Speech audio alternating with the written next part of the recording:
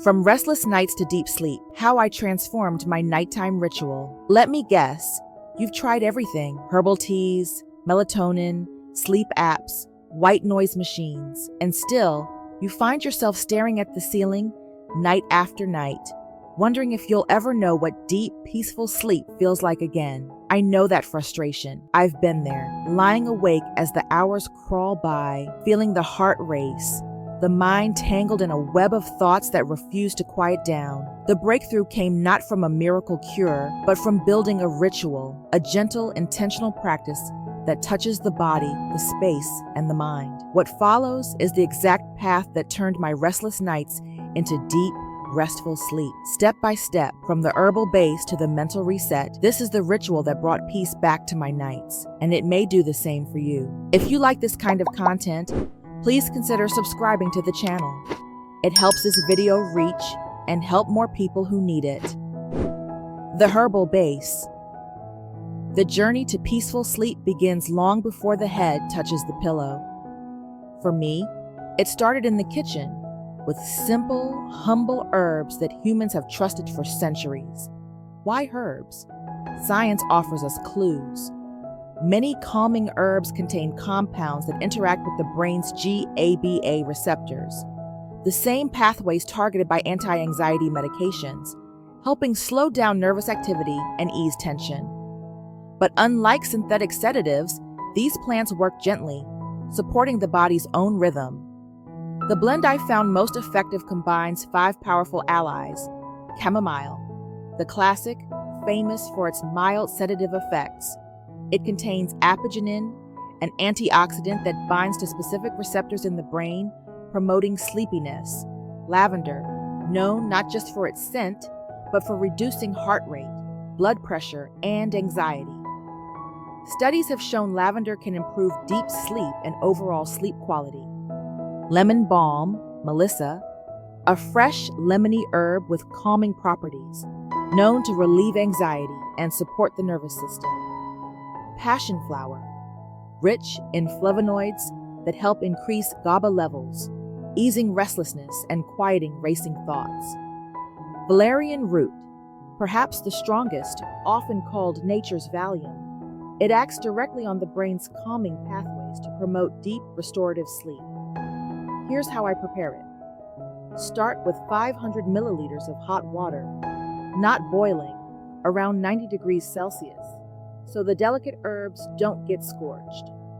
Add 1 teaspoon of dried chamomile, 1 teaspoon of lavender flowers, 1 teaspoon of lemon balm leaves, half a teaspoon of passion flower, and half a teaspoon of valerian root. If you can't find one of these, it's okay. Many people substitute lavender or lemon balm with rosemary, mulungu, or even chamomilla in sachets. The key is using what's available and fresh. Let it steep, covered, for 10 to 15 minutes to preserve the essential oils. I drink it in 2 stages.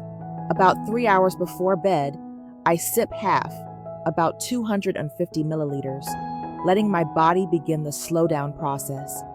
Then, about 1 hour before bed, I finish the rest as part of a quiet evening routine. But here's the most important part. It's not just about drinking a tea. It's about turning it into a mindful moment. When I prepare the herbs, I don't rush.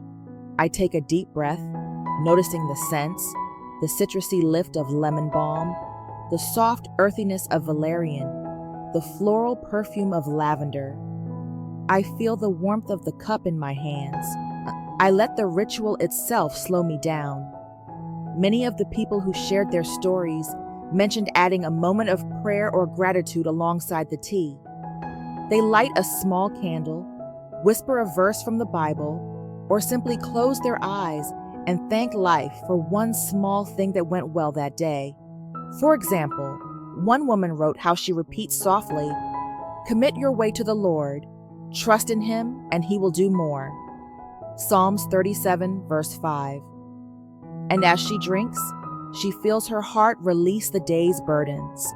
Another person mentioned that while steeping the herbs, they focus on letting go of control, imagining their bodies softening, their breath slowing, their worries melting into the warm steam rising from the cup. I noticed something powerful. When the mind connects the simple drink to a feeling of trust, faith, or peace, the effect deepens. The herbs are not magic, but they are companions in a process that involves the whole self. Some nights, the tea alone was enough to bring on sleepiness. Other nights, it worked as a signal, a gentle nudge to the body that says, "It's okay now, you can rest." A small tip I learned along the way: avoid rushing this part. Let yourself enjoy the process. Notice how the taste shifts with each sip. Let the warmth settle in your belly. Feel your shoulders drop just a little. The herbal base became not just a tool for sleep, but a moment of connection with nature, with myself, and for many, with something greater. The environmental ritual. The herbs prepare the body, but the space we sleep in prepares the senses. I learned this the hard way, thinking I could drink a calming tea and then scroll through my phone until midnight, surrounded by harsh lights and background noise, and somehow expect peaceful sleep. Sleep is deeply tied to cues, signals we send to the brain that it's time to let go.